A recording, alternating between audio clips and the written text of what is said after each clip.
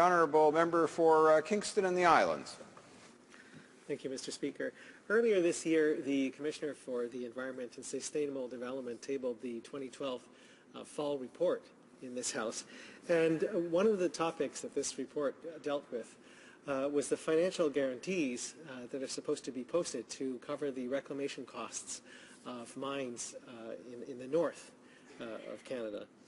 And the Commissioner brought up a number of issues that he found. One was that there was missing information about some of the securities and that they weren't matched with particular projects or particular mines for which the financial value of those securities was supposed to pay for reclamation costs. For example, he found that there were 11 mines in Nunavut, and there was a difference of $11 million in the reclamation costs for those mines and the value of the securities.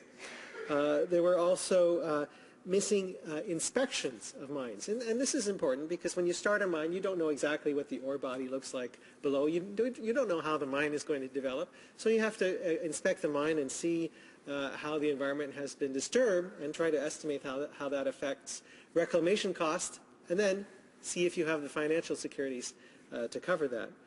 So in 2011, 70% of required site visits to natural resources projects were not made. And then there were improper securities posted, and the Environment Commissioner mentioned $17.6 million in promissory notes, which were not guaranteed by a bank in Canada, and stated that he had concerns about the continuing enforceability of this security. In other words, when it came time to clean out the mine, there was no, Commissioner did not feel confident that that money could be collected to pay for the cleanup. So why is this important? This is important because I think, well, at least I believe in a number of values. One is honest accounting of the liabilities. So honest accounting of the reclamation costs of mines and the actual value of securities covered to cover the reclamation costs.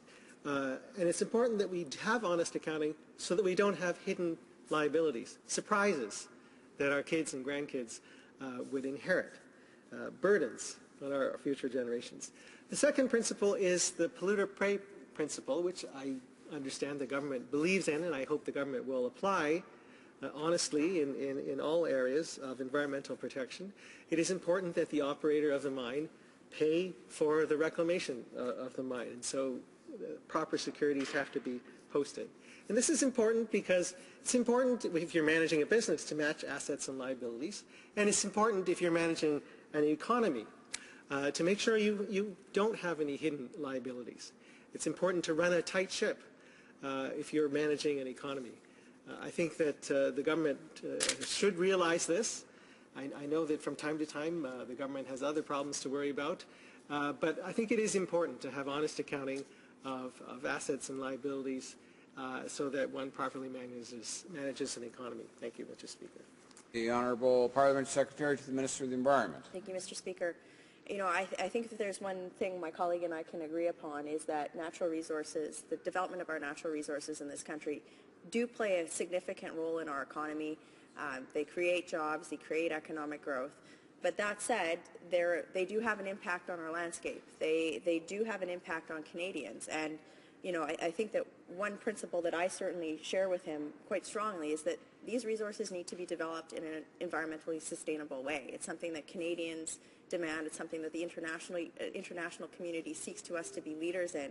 And I think that, you know, overall, Canada does have a very good track record in this regard.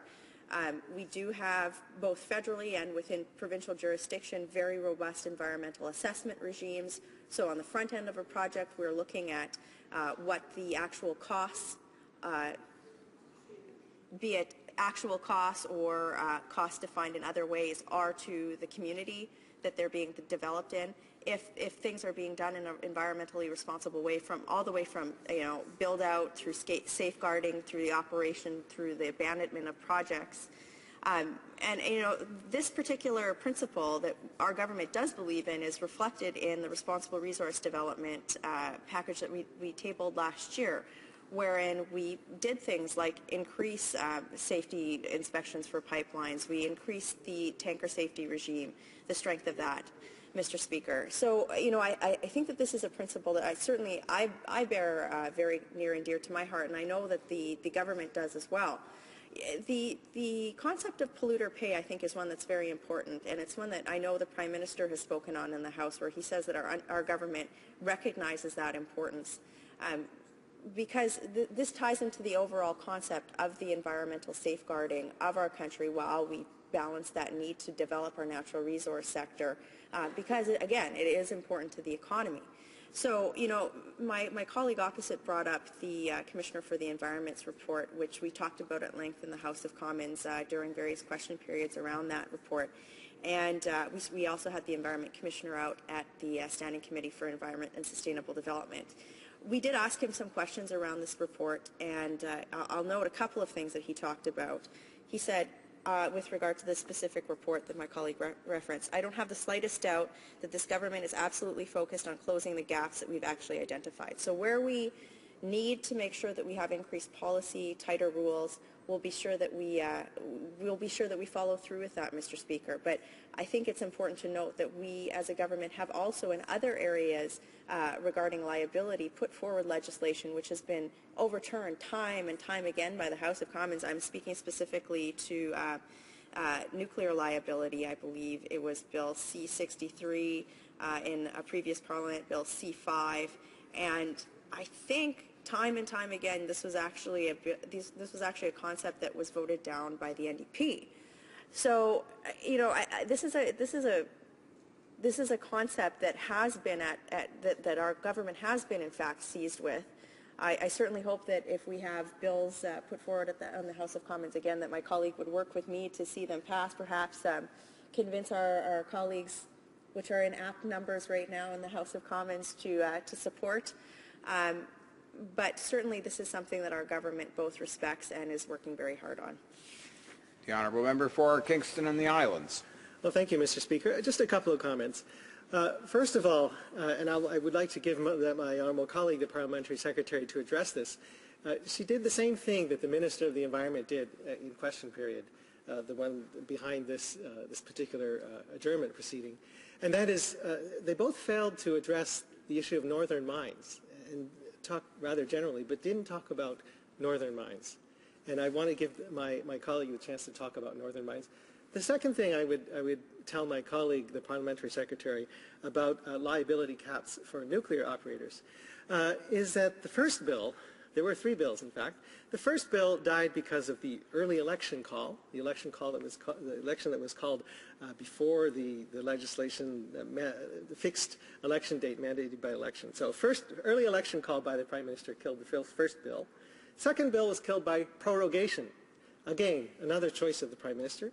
The third bill was tabled in 2010, but it just sat there. Nothing happened to it. Again, a choice of the government.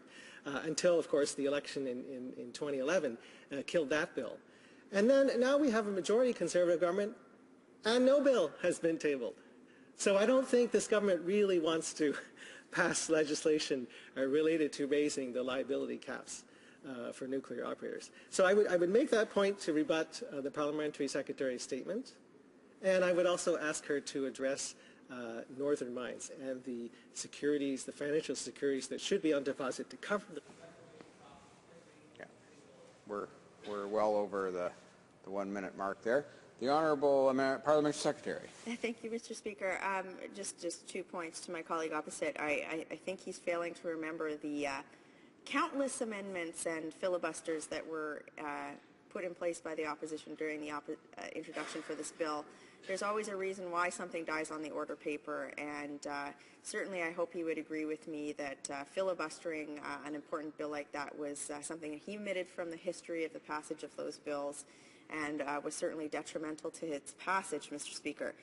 With regard to northern mines, obviously Canada's north is blessed with an abundance of wealth and natural resources, but it's also one of the most sensitive ecological areas in our country and indeed in the world. So, I absolutely agree with him that when developing these resources, the utmost environmental standards need to be both reviewed and applied to the development of these situations, not just on the front end on the review of these projects, but also certainly through abandonment, and certainly through risk planning as well.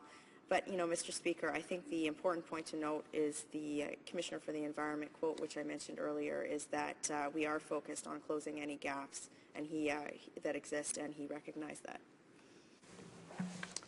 Pursuant to an